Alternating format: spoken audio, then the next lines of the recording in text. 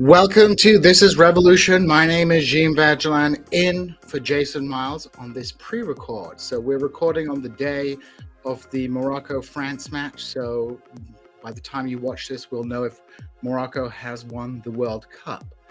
But today we will not be talking about Morocco or football or anything like that. We have actually already talked about that on this show, but we will be talking about Turkey's upcoming elections. So 2023, there are elections scheduled in Turkey, and the election season is already beginning. And this is going to be quite a pivotal election in Turkish history. So we figured we'd have a conversation with an expert on this issue. So today I am going to be joined by Jim Ryan, who is the Director of Research at the Foreign Policy Research Institute in Philadelphia. He is a historian. He has written on Turkey, and he has a recent article in War on the Rocks, The Path Ahead in Turkey's Upcoming Electoral Campaign. So he has been following these elections quite closely, and so I would like to welcome him to the show. Welcome, Jim. Thank you for joining me today to talk about this upcoming election in Turkey. Thanks so much, Gene. And there's a lot to talk about. It's a lot to keep on top of. And I think we're probably going to want to start off talking about events that are literally unfolding as we're recording this. So it's great to be here.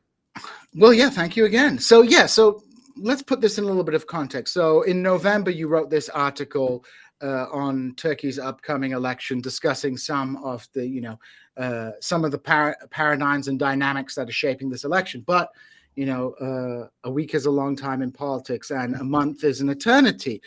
So today, and it is the 14th of December at the moment. Today, there's been some quite important news in Turkey. Could you outline what's happened today in Turkey and why it might be significant? So what we've seen literally just in the last couple of hours is a sentence come down in a trial that has implicated the current mayor of Istanbul, Ekrem İmamoğlu, who many believe is a potential contender in this election. Possibly people will say, and I agree, that he is potentially the most talented politician who could be nominated to challenge Erdogan in the upcoming June elections. He's been sentenced to a 2.5-year prison sentence for insulting the higher electoral authority in Turkey. He called them idiots for having decided to make the election that he won twice in 2019 to become mayor of Istanbul, basically becoming the first non-AKP or Erdogan favoring mayor of Istanbul in almost 2 decades. He made this insult to the higher electoral authority for having called a rerun of that election, which he then won by a wider margin than he won the first time. And as a result of that and these charges, he's been put through this kind of show trial.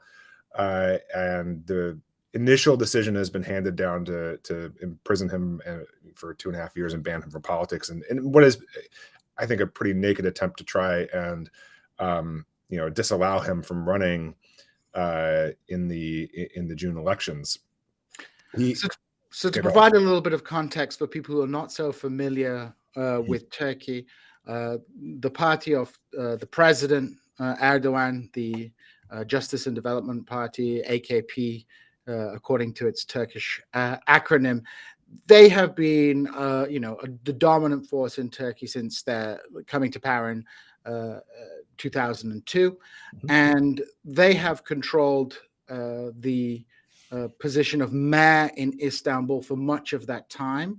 Mm-hmm. And this is a significant position in Turkey because, Istanbul is an extremely large city. And, the mayor of Istanbul, next to the president, is the person who has the largest sort of electoral constituency. So he is a figure who, in his election, overturned the ruling party's control over not just any old town mayoralship, but an extremely important, large mayoralship that has a lot of political power. Although I believe the Justice and Development Party, after his election, reduced some of the powers of the mayor, but he has, as mayor, had this huge political platform, as transformed him into an important national figure, and he is a member of the main opposition party in Turkey, the Republican People's Party. So, Right. so you see this as being a kind of naked attempt to remove him from the chessboard of potential candidates who could run for president against Erdogan in 2023. Why would a mayor of Istanbul become a candidate for president for people who are not familiar with the Turkish political system? What's going on in terms of running a candidate in opposition? How are they selected? And who are the other candidates? And why is Imamoglu, this mayor of Istanbul, such an taking him off the chessboard? Why is that such an important move by the government? So, as you said, Istanbul is Turkey's largest city by far. Becoming mayor of Istanbul basically requires a level of political backing, skill, and talent that is really unmatched in any other position except what was the prime ministerial position and is now the presidency.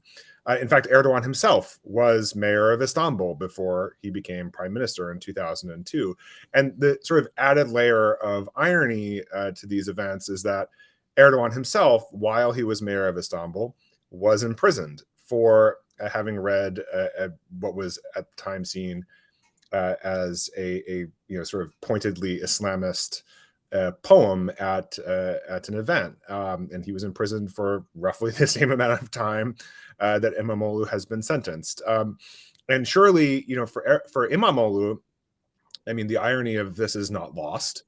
And he realized, I think quite quickly, after becoming mayor of Istanbul, that this was going to be a springboard for him to take over the presidency. He was telling people, as far as from what I've heard from people on the ground, pretty soon after his victory in 2019, he was saying, like, see you in Ankara in 2023. Ankara being Turkey's capital. So in terms of the mayor of Istanbul being, really one of the most important positions anyone can hold, that's certainly important. What is also, I think, key to understand about Imamoglu's 2019 victory as it pertains to a potential presidential campaign is Imamoglu has demonstrated a kind of political trick that the current concatenation of opposition parties in Turkey haven't figured out how to do, if I can put it that way. Basically, the situation that we have coming up to these elections is that the opposition parties, who have been fractured and fragmented for so long, but between them kind of could cobble together a coalition big enough to take down Erdogan, have been working on an unprecedented arrangement to sort of come together behind one candidate. But it remains to be seen who that candidate will be. This is complicated by the fact that the 6 parties who have so far agreed to be in a coalition do not include the People's Democracy Party, the HDP, the predominantly Kurdish leftist party, which holds down somewhere between maybe 7 and 13% of the electorate. When Imamoglu won in 2019 in Istanbul, he had the tacit support of the HDP. HDP voters came out for him, even though he did basically nothing to campaign, on their behalf. And he did so knowing, and this is, again, the problem that is the sort of paradox that's posed to any opposition presidential candidate, knowing that the HDP itself is considered by the regime and by many Turks to be kind of politically toxic. So it's sort of this catch-22 where a successful opposition campaign against the AKP and against Erdogan requires support from Kurdish voters, support in some fashion, explicit or implicit, from the HDP, both in Istanbul and nationwide. And we can get into why that's a kind of tougher trick to pull. You need that kind of tacit support in order to pull off this kind of a victory. Imamoglu has done it on the scale of Istanbul. There's been little evidence to demonstrate that any of the other potential candidates, whether it be the leader of the CHP, the People's Republican Party, Kemal Kılıçdaroğlu, could pull that off, or probably much less so, one of the other members of that coalition, like Meral Akşener, leader of the İYİ Party, a fairly new sort of hard right nationalist secularist party that has, is really kind of the second biggest party in that coalition of six. So that's kind of how I see the challenge ahead for the opposition parties, and why Imamoglu is viewed as this threat, because he can kind of prove that he's pulled this coalition together in the way that it needs to in order to overcome a challenge to Erdogan. So when we look at the opposition to Erdogan, there isn't really any ideological or political unity. It's an entirely kind of negative opposition, in the sense that you have various political forces in the country, some of which can enter into a tacit alliance with each other, such as the Republican People's Party and the E Party, which is a split from the MHP, which is the far-right party that has allied itself with Erdogan.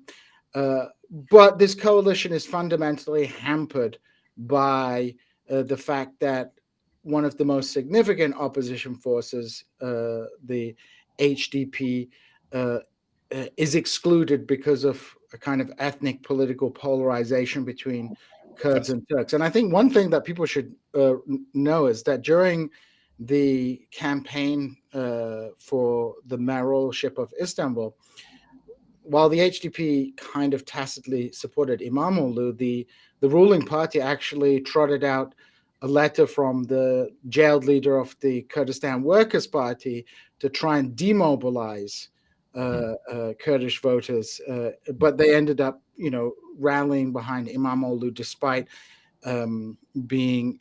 despite receiving this letter from the PKK, telling them to not get involved in this kind of conflict.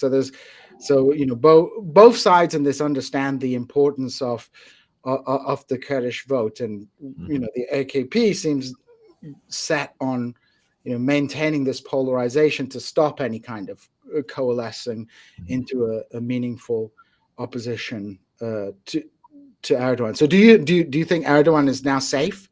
Is there any chance for any other opposition candidate to perhaps pull something out the bag? Yeah. Well, I should say, from my reading of the situation and the sentence, Imamoglu can still appeal. And it's entirely possible that he could sort of kick the can and draw this out past the election. So, it's entirely possible that this whole charade blows up in Erdogan's face if Imamoglu himself is nominated under duress, in a sense. That could feed into a very different kind of narrative for the campaign. But it's, like I said, it still very much remains to be seen, even if Imamoglu will be the one to be nominated. And this, I partly laid out in my War on the Rocks essay, which is that there's very serious seeming disagreements between the leaders and the key figures within the opposition coalition writ large, but also particularly within the CHP. The leader of the CHP, as I mentioned earlier, Kemal Kılıçdaroğlu, has been acting, at least thus far, as if he, intends to make himself the nominee. It's widely thought that he doesn't have the charisma, the leadership, the kind of political juice to really excite and mobilize people across the country. He's certainly older, certainly more soft spoken, in that way, and is a little bit more of a political manager than he is a candidate. But by the same token, it's also viewed by some that Kılıçdaroğlu should, were he to win, would be the man most likely to follow through on the kinds of promises between these opposition parties that bind them to each other, if not themselves to their voters, which is that the promise that these parties have all made to one another is that if we win, we're going to push through constitutional changes that are going to revert the country back to a more parliamentary system. And in fact, the first set of policies that the CHP has sort of laid out in this electoral campaign have been constitutional changes that would reflect exactly that. So there is this sort of paradox where, Kılıçdaroğlu is viewed as the guy most likely to follow through on the promise that binds everybody together, and that İmamoğlu may be just another Erdogan in waiting, maybe more likely to beat Erdogan, but maybe less likely to actually follow through on these promises. So I think those dynamics are really interesting to follow. And I should note, I think, to me, the most striking thing of the events that have been unfolding right now is that, today, it was known that the sentence was coming down. The political parties in the opposition had called supporters out to Saraçhane, the facility where the sentence was going to be handed out. And there was a kind of a rally for İmamoğlu after the sentence came down. And by his side was not Kemal Kılıçdaroğlu, who is in Berlin at the moment, and who was asked about this in kind of a press gaggle, but is seen as, basically the rival. By his side was actually Meral Akşener, the leader of the E party, who made a very, what appears to be a very stirring speech in support of İmamoğlu. So there may be some happenings within that coalition where the other parties may put more pressure on Kılıçdaroğlu to support İmamoğlu in his quest to become the nominee. What about the E Party? What about the chances of Meral Akşener to become the candidate, and her chances of challenging Erdogan? I mean, on one hand, she might not be able to bring in the Kurds to a coalition, but one of her advantages is that she might be able to draw away from Erdogan's nationalist support base. So it might be a kind of different strategy of a new coalition that brings in sort of the CHP's kind of Kemalist nationalism with discontented elements of the far right. It's certainly possible. I mean, to this point, Meral Akşener's line has been that she's running for prime minister and not for president. So that, she's running so that the country can, return to parliamentary system, that they'll have a coalition government in which she would have a very, very prominent position and influence over policy. She also, a few months back, at the first whisper that there might be sort of backdoor talks between the CHP and the HDP about election strategy, threatened to nuke the alliance that she was a part of. I mean, she has a very difficult, I think, circle to square within her own party. The E party, which I believe is split off from the MHP about 6 years ago or something like that, comes out of a tradition of sort of like hard right ultra nationalist politics in Turkey that is, of course, very hostile to Kurds. They're hostile to Syrian refugees, and engage in a lot of really sort of historically very ethno-nationalist and racist kinds of politics within Turkey, going back to the 1930s and 1940s. And Meral Akşener's role in all of this has been to kind of soften that image somehow, to sort of make them more mainstream, make them more part of the acceptable political framework, to present her supporters and her party as being more technocratic than their more ideological predecessors, so that they can play a larger role in a functioning government. And that produces some really strange and weird, kinds of politics, I think. I mean, just the other day, I noticed yet again the EE party,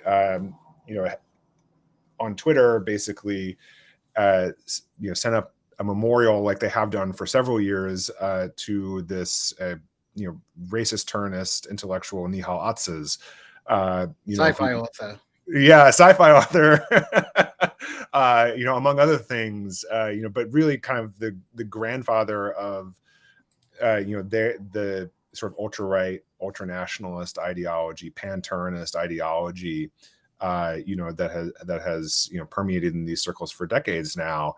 Who himself is also was at certain points a supporter of the Nazis in the 30s and 40s. Has numerous anti-Semitic statements, out there. I mean, again, to see this guy sort of brought back as this kind of fuzzy figure as someone who's spent a lot of time, probably too much time, reading this guy's work. This is the kind of thing that it's really disconcerting and strange and weird. And doesn't that speak to the fact that the split between the MHP and the E Party was never really an ideological split? No. It was a split over the ossified leadership of the MHP. Mm-hmm. Right. I mean, this is a common problem in Turkish political parties, where you have these political parties that end up being in the hands of charismatic leaders for extended periods of time. I mean, this is what happened with the CHP. It was under the control of Denis Baykal for a long time, until he got caught doing sex crimes. That was the only thing that could oust him. And now Kılıçdaroğlu, despite a series of electoral losses, is still in firm control of his political party and still posturing as a potential opposition candidate. So, the E Party, may be trying to soften its image, but its split was never an ideological one. It was related to the kind of hierarchical bureaucratic structures that existed within that party, and the desire for younger generation. I mean, I don't know how old Baykal is now. Devlet Bahçeli, the leader of the MHP. And I should note that not so long ago, people were talking about Devlet Bahçeli, the leader of the MHP, as a guy who was making the Turkish far right more palatable to a mainstream audience. Yeah, no, sure. And Bahçeli, I was curious about that and just looked at. He's 74, which is actually, I think, about the same age as Kılıçdaroğlu. Who himself, when he came on, it seemed like a spring chicken, coming on the heels of Denis Baykal, the previous leader of the CHP. And Meral Akşener herself, I mean, has a long history in Turkish politics. She was, in key posts in different parties in the 1990s and coalitions, and then kind of came into the MHP fold in the late 90s and early 2000s. So, I mean, she herself is not a new face by any means. It's really İmamoğlu who is the really newest person on the scene, in these kinds of in this political moment, and it's his sort of youth and vitality, and and the kinds of policies that he's implemented in Istanbul that are, I mean, what passes for new and exciting ideas in Turkish politics these days, especially on a wide scale. And as you said, I mean, it's a really, it's been a really common dynamic in Turkish politics to have these powerful political parties that are, in control, are controlled by more or less the same set of characters for a very, very long time. And transitions between, or handoffs between generations in these politics, or particularly within these political parties, takes a very, very long time to effect.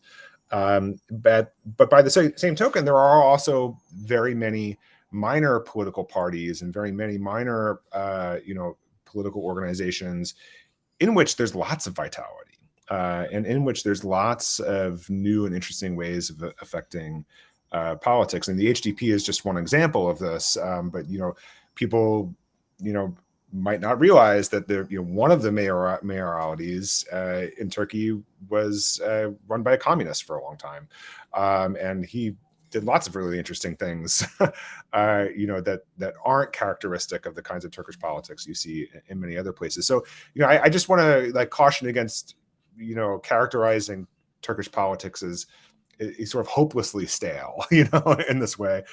There is a lot of kind of dynamism and vitality kind of just underneath the surface of a lot of these, sort of a lot of these political parties that tend to be run by these stale or older figures. So what would you say then is the primary obstacle to kind of new forms of politics becoming dominant in Turkey, or at least gaining ground in Turkey? Is it just the, AKP government, or is it the structure of the main opposition itself? I mean, do It's they a little feed bit of it? both. Yeah, I mean, it's a little bit of both. Look, one tool that, and this is again coming back to my War on the Rocks piece, that Erdogan has at his disposal that the opposition parties don't seem to be able to use very well, is foreign policy. He's able to, Erdogan is able to engineer narratives about Turkey's place in the world, Turkey's, who Turkey's enemies are, who their friends are, Turkish leadership, Turkish integration into regional politics, in ways that the opposition parties just, and even someone like İmamoğlu, just can't articulate clearly in any kind of way. And that's a really powerful tool. And, to the extent that, we've seen, I think, kind of what, at least at first glance, seems to be kind of a almost schizophrenic kind of strategy from Erdogan in the last couple of months, where he's playing the peacemaker in Ukraine, but threatening to send missiles to Athens over the Greek islands, and bombing Kurdish positions in Syria. I think what we're seeing there is a set of gambits meant to kind of narrow the sorts of positions that an opposition candidate might take, when it comes to these elections, and frankly, I think try to box in, a candidate like Kılıçdaroğlu or even İmamoğlu in a more nationalist kind of position, to make it harder for him to appeal to Kurds, to minorities, and to these sorts of folks. I kind of went out there and made a prediction that there might be like a dovish turn by Erdogan in the next couple of months, that a lot of this more heated rhetoric, particularly around Greece, might actually climb down at some point. It hasn't happened yet. I think it's just important to point out that option is available to him, and it may take shape depending on whether the CHP name a candidate or not. Certainly, in the week or two after I published that piece, there was the Istanbul bombing, and the reaction to that, actually quite predictably, has been a bombing campaign by Turkey of Kurdish positions, PYD positions in Syria. There's still threats of another ground incursion. That hasn't happened yet, and I'm curious to see if it will. But that's. And it's important to note that although the Turkish government was quick to blame Kurdish groups for the bombing, the evidence, and not just kind of speculation, but even mainstream newspapers such as Cumhuriyet have said, well, there are actually evidence that there's connections to Islamist forces based in Syria at the moment. So, never let a good opportunity go to crisis. But I think your observation in the article about the foreign policy is extremely important, and I think you can even make a broader point that the Erdogan and the AKP are kind of chameleon-like in their kind of positioning, in that there is a constant contradiction within their discourse, which the opposition just can't really deal with. So in the sense that on one hand, for example, in foreign policy, Erdogan is playing a kind of pseudo anti-imperialist line that draws together his nationalist base, Islamist base, as well as sort of renegade former leftists, Maoists, and groups like this, by mobilizing this kind of discourse against the United States, while at the same time kind of telling the West that, we're an important ally, you should, respect us, we're responsible.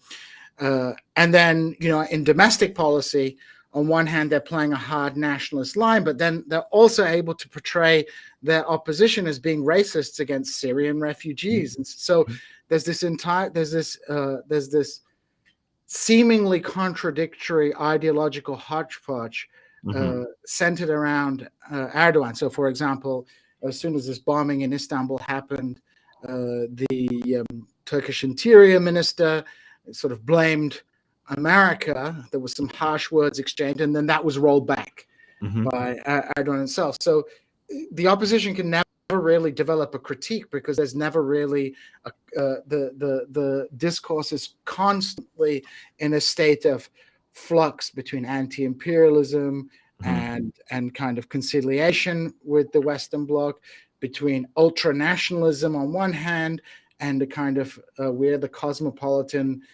caring, woke people looking after refugees. And so the opposition can never coalesce because there's nothing concrete to coalesce against.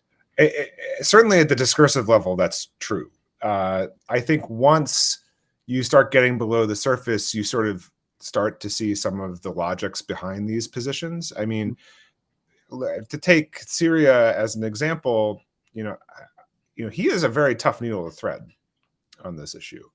I kind of sensed even a year ago that the election campaign was going to be about who can beat up on Syrians harder.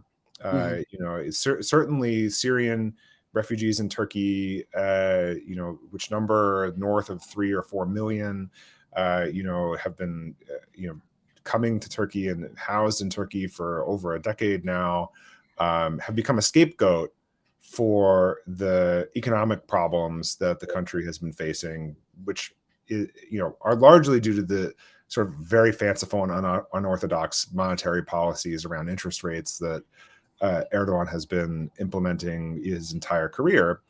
On the one hand, the opposition parties for sure have played this card. Erdogan has tried to play it. Everyone seems to have some kind of a plan for sending Syrians back to Syria. And we saw this a few months ago in the sort of first inklings of a possible rapprochement between Erdogan and the Assad regime. That still hasn't materialized.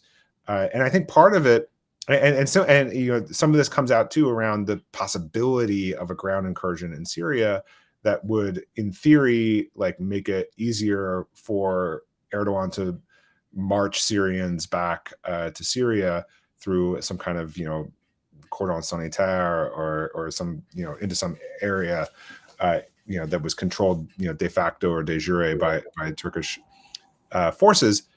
The problem is, let's look at the economy. I mean, it's in shambles right now, and it's being patched over by a few things. It's being patched over by, trade with Russia, which Turkey has continued to do despite the war in Ukraine.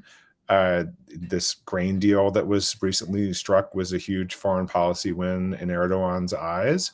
And on the other side, the amount of foreign support that they've been able to get from the Gulf. A couple of weeks ago, actually right on the heels of Saudi Arabia's victory in their group stage match at the World Cup, Mohammed bin Salman pledged $5 billion to Turkey, to cover some of their foreign accounts deficits, which is part of what's driving inflation there.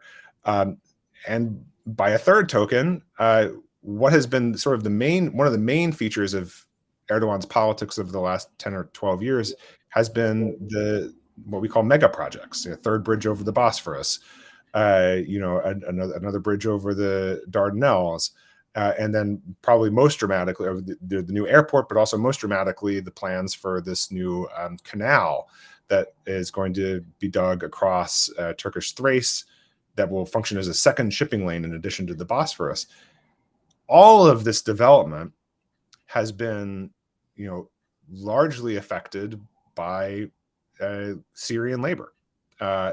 And the Syrians that have been there are the ones that have, by and large, resettled many of these places. And you go to the outskirts of Istanbul these days, and you'll see high schools that are, almost entirely populated by Syrian children where Arabic is the language of instruction. Even, there's been a lot of social movement on the ground to appeal to Syrian refugees. So how much, Erdogan even really wants or needs to send Syrian refugees back is a question, is a very open and live question.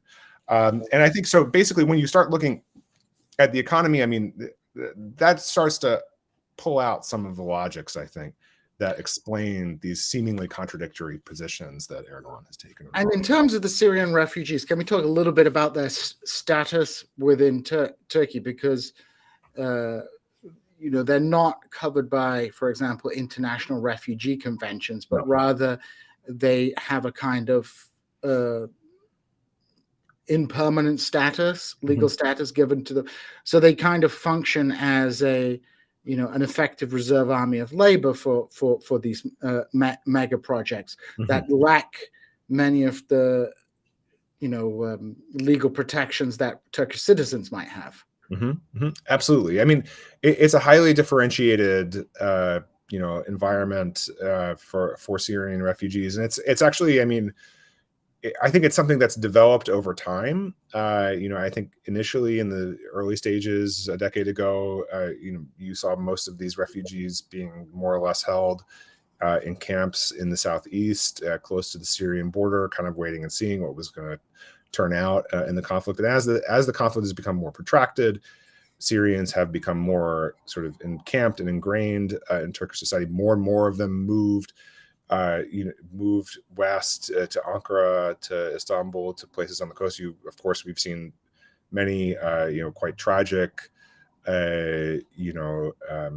videos and stories about Syrian refugees trying to make their way to Greece, to make their way into the EU. Of course, we also know, a seemingly permanent feature of Erdogan's politics with the EU has been a kind of extortion, where he threatens to open the floodgates of refugees into Europe.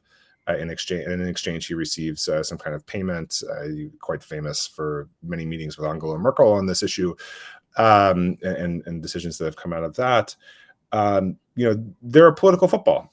A very, very live political football, and I think it's something to watch in the course of the elections. Who indeed takes a harder line on sending refugees back, and how imbricated that is into the larger economic questions. I mean, the economy is the issue where Erdogan is weakest right now. I mean, the lira is astoundingly poor right now. Well, let's talk about the economy. What has been happening in the Turkish economy? So, for much of the first few terms of the AKP's rule in Turkey, there was a significant degree of economic growth.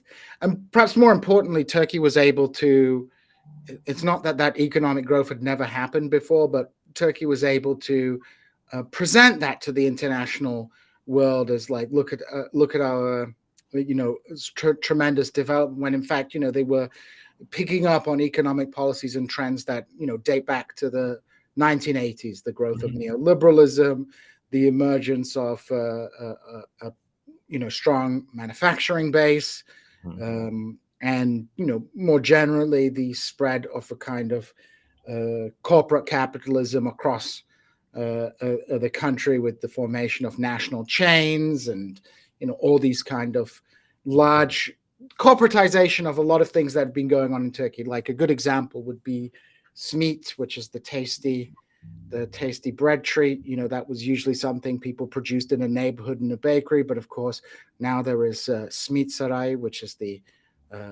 like a big Smit corporation that has taken over the field.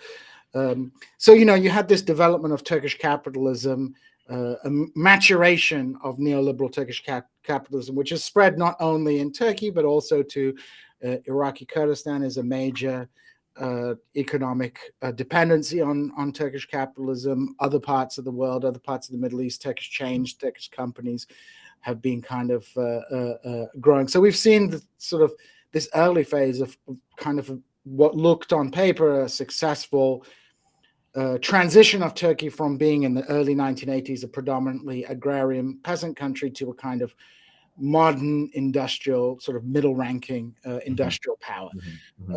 But what's happened? Why is the lira in the toilet? What's what's hit the crisis of Turkish capitalism? Right. So, I mean, I think aside from what you've just mentioned in terms of like the expansion of national brands and the kind of more grand neoliberal turn in Turkish capitalism and economy in the 2000s, which is certainly the narrative that the AKP, I should say, like sponsored and wanted to put out there about itself in the 2000s. I mean, the line straight from the party to the West, and particularly the United States in the 2000s, was that we're no different from George Bush's Republican Party.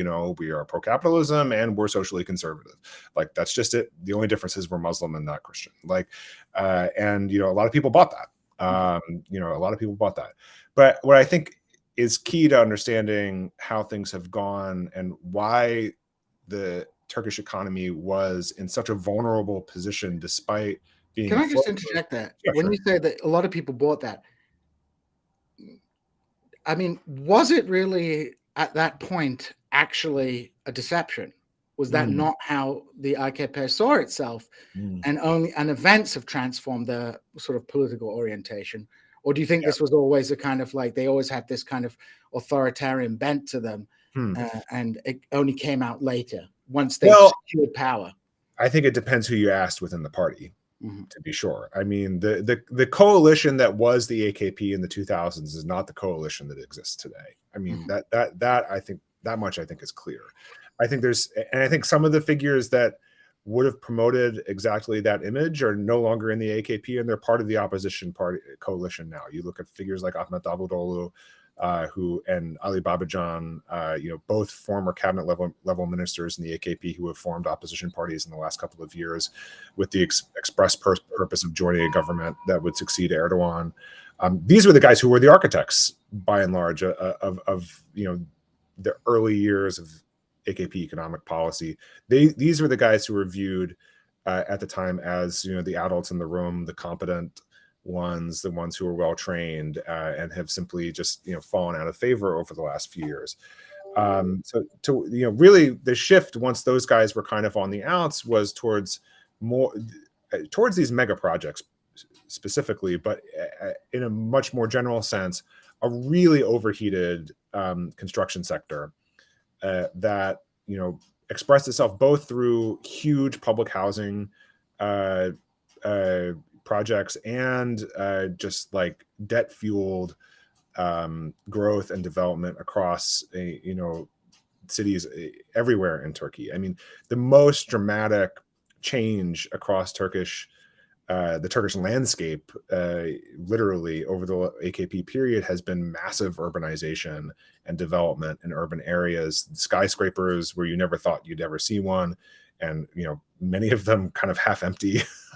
And you have to, and a lot of this is been paid for, with debt, with financing from the Gulf, from Qatar, from Saudi Arabia, and basically with COVID, things had already been starting to slip before then, but with COVID and the massive drop in tourism revenue, which is a huge part of the Turkish economy, things went from wobbly to off a cliff. And in the last 3 years, Turkey has only cut interest rates, again and again and again and again, down to seemingly comically low levels in the face of inflation that has really come through the roof. The official inflation figures right now put the lira at about 17 or 18 to 1 to the dollar. And I mean, when I first went to Turkey, which was kind of at the height of the AKP period in the middle of the 2000s, it was a lira 25 to the dollar. I mean, this is a sense of how far things have fallen. So that is a really dramatic drop. And even from 5 years ago, when it was maybe 7 or 8 to the dollar, this is an even more dramatic fall. And the AKP came into power after a period of hyperinflation anyway. And one of their selling points was their stabilization Yeah. of the currency. They got rid of the zeros on Just the chopped like 9 zeros off of the 9 currency. zeros up, and then started again. And there was a relative stability in the Turkish. Yeah. I mean, does the opposition though? Do they have a plan for this? Kılıçdaroğlu was in the U.S. I mean, what is the opposition plan other than capitulating to international capital?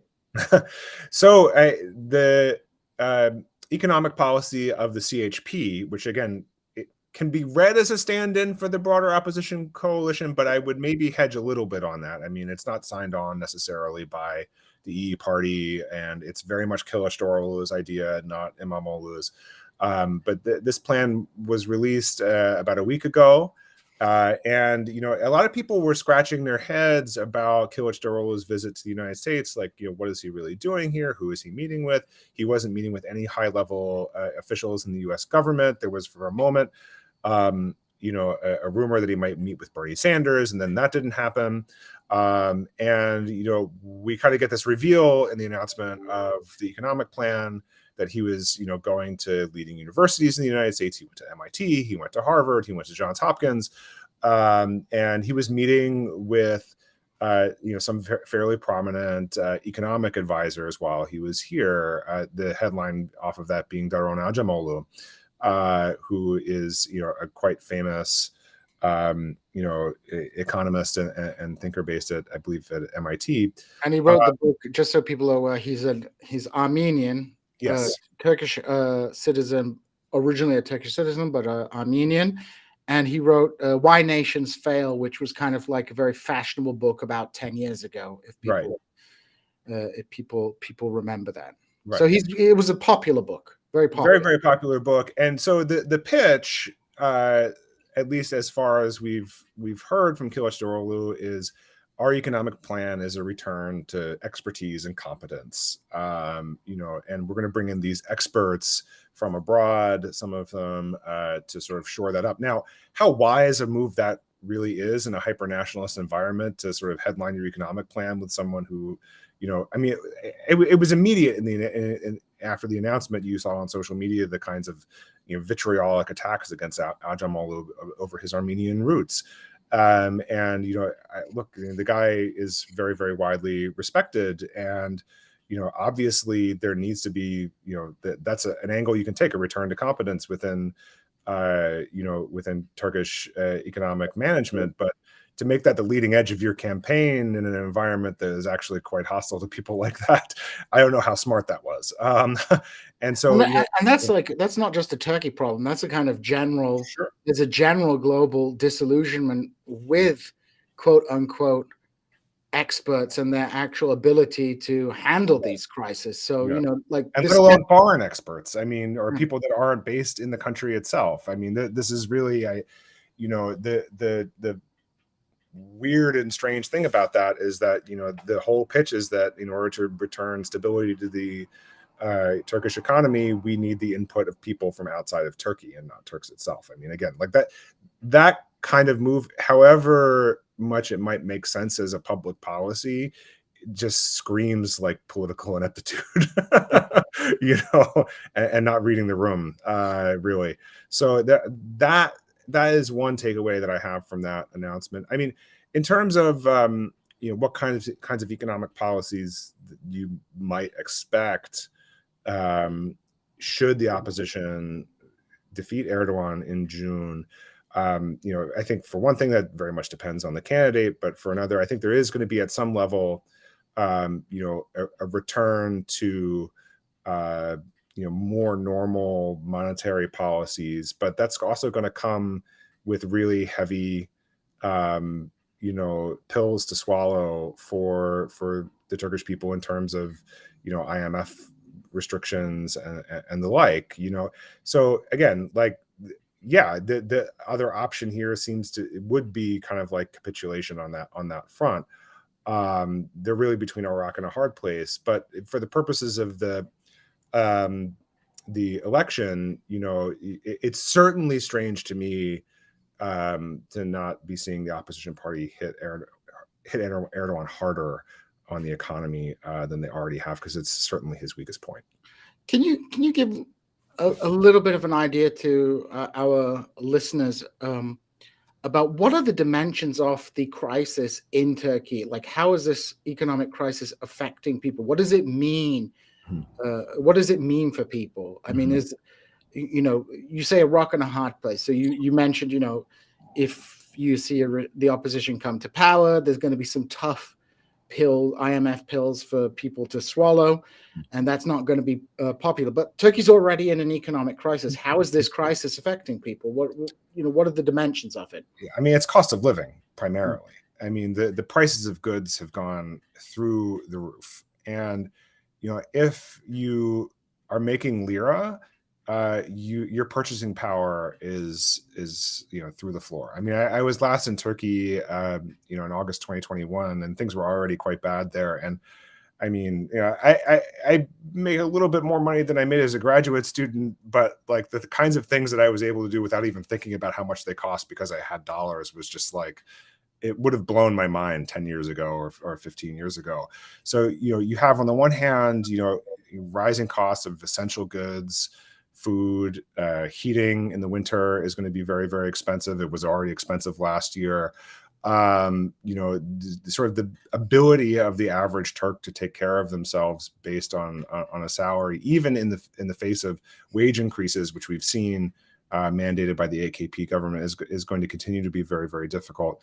Similarly, you're going to have a very stratified society where the few Turks who are able to afford nice things, probably because they have investments in dollars, or maybe they even make dollars, are going to be able to live pretty high on the hog. And you have a really interesting, very, very highly developed luxury sector in Turkey, that caters partly to Turks, but also very much to foreigners as well. I mean, there was a really strange and fantastic story, I'm forgetting where I saw it a couple of weeks ago, about the sort of industry around the parking of mega yachts in Turkey's Aegean coast, and how that's kind of transformed local economies over the last 5 or 10 years.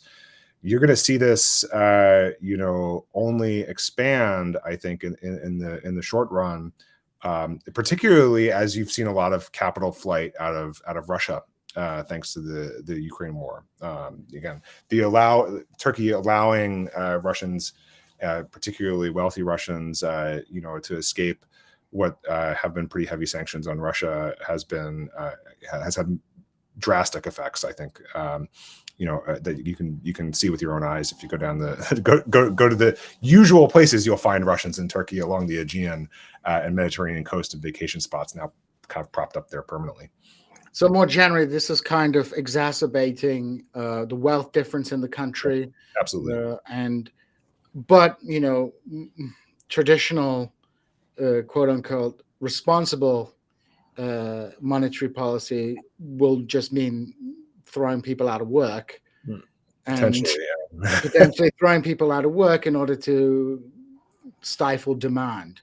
So it's not good it's not good at the moment. I should say absent the ability of whoever's in power to attract really significant investment in other areas from outside. I mean, foreign direct investment is kind of the sine qua non for Erdogan right now. Like I said before, the attraction of dollars through trade with Russia, dollars through what are basically handouts from Saudi Arabia or from Qatar. I mean, Turkish foreign policy right now is basically for sale. Why would Gulf countries want to bail out Turkey? Why would countries like Saudi Arabia, Qatar, why would they be willing to invest money in Turkey? Sure. What's in it for them? Well, it could be a number of things. I mean, I think on the broadest scale, what you're seeing right now, especially with the kind of reordering of priorities, particularly by the Americans in the Middle East in the wake of the Ukraine war, the Biden administration has basically said, we're going to prefer order in this part of the world over, pro-democracy movements, liberalism, human rights, all of this stuff. And what that basically means is that the oil and resource-rich, Gulf countries are going to be able to underwrite regional order however they see fit, and you're seeing that in all of the developments that have happened, since the fated fist bump with Mohammed bin Salman and Joe Biden a couple of months ago.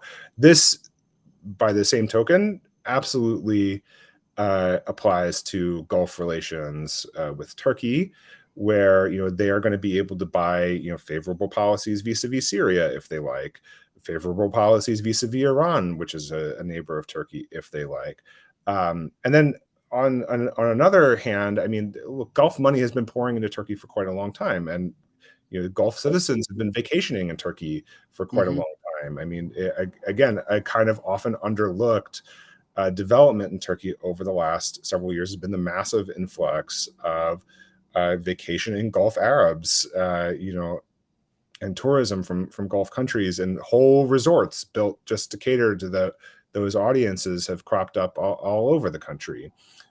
Similarly, there's a lot of medical tourism, in Turkey from the Gulf. I mean, there's a kind of curious story a couple of years ago how Gulf men, came frequently to Istanbul to Taksim Square for hair transplants. Yeah, hair transplants where it's at, man. That's what's yeah. So it could be any number of things, but again, I think the main point is to understand that because of the need to solve a balance of payments crisis with an influx of federal foreign direct investment, Turkish foreign policy is at this point pretty much for sale to the highest bidder. So, as a kind of final question, a final kind of capstone to this discussion, what are Erdogan's prospects then for re-election going into 2023? How likely is he to win? Why, if he does win, is he going to be able to win? Is it just going to because they kind of like jerry-rigged the election, or is he going to win a mandate? Mm-hmm. So I think the really important point that I'd want to stress here is that by and large, elections in Turkey, this is true under Erdogan and true going back to practically to the first multi-party elections Turkey had in 1947. Elections in Turkey are generally free. Mm-hmm. The ballot box is viewed by Turks as a kind of sacred thing.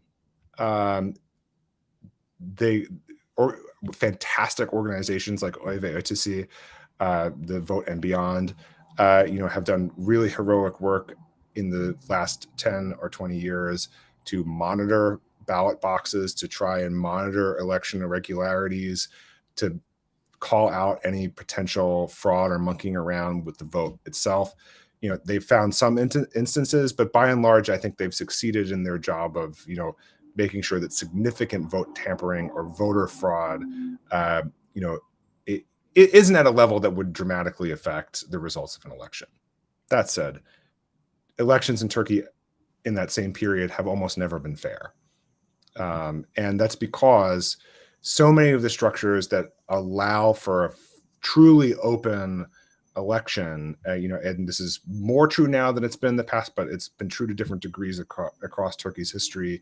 The barriers to entry into electoral politics have been very, very high.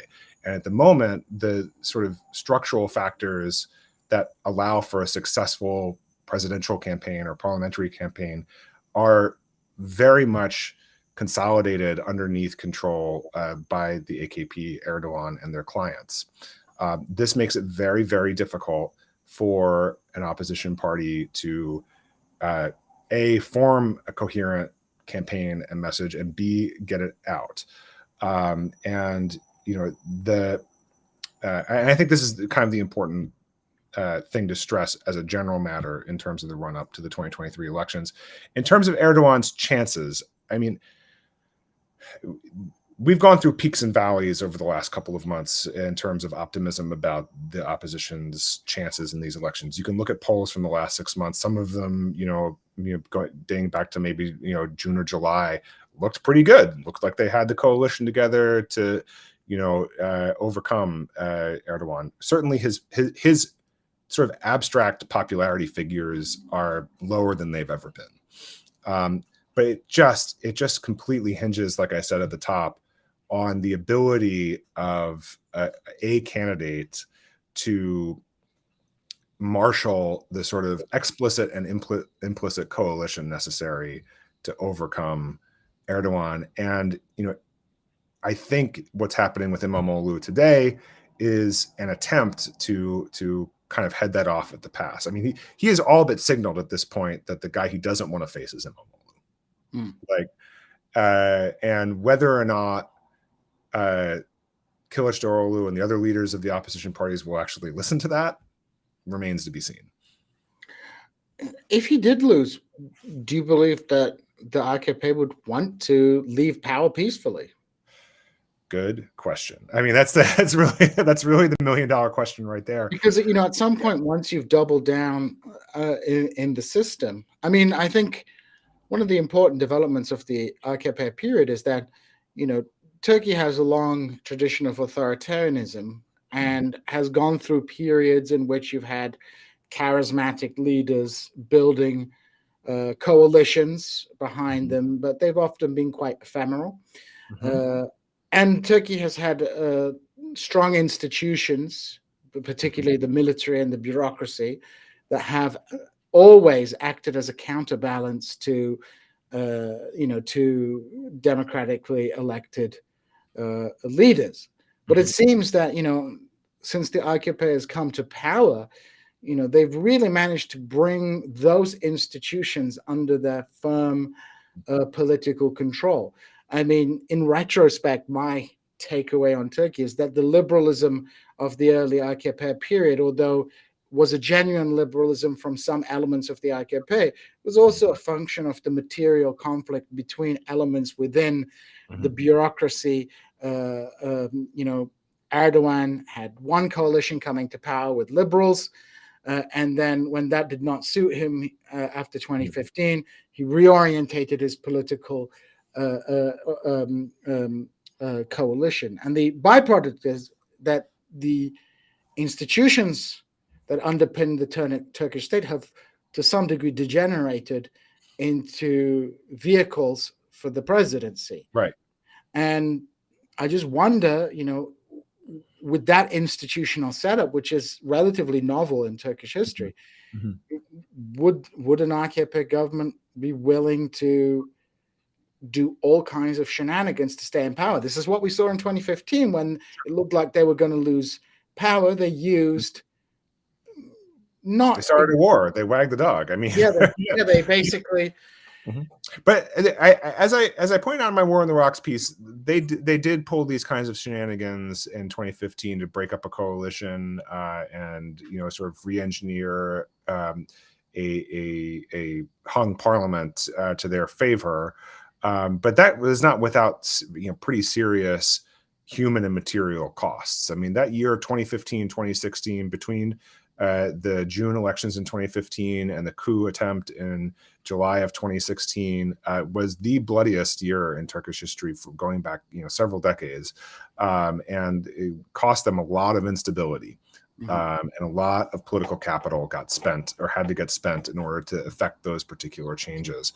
On the question, of what does a post-Erdogan Turkey potentially look like, if one is even possible, I think it's a hard question to answer, but I think there's a couple of important things to consider.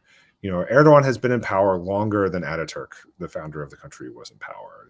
He's almost been in power as long as him and plus his successor, Ismet İnönü, were in power. And quite famously, it was İnönü who oversaw this sort of transition to multi-party democracy in the late 40s. And what I've always kind of argued about that is, that happened because at some level, the autocrat in power at that time, Ismet İnönü, understood that what was going to come in his wake was going to be accessible. It was going to be both accessible to him and acceptable to the kind of larger political map that he had helped construct for Turkey in his time in the presidency in the 1940s. Whether that's possible in this scenario, I don't know. Like, I mean, it certainly doesn't seem at this point like Erdogan would be comfortable with anybody in the opposition taking over. So that certainly raises some serious questions and alarms about, what lengths Erdogan would go to avoid having to hand over power.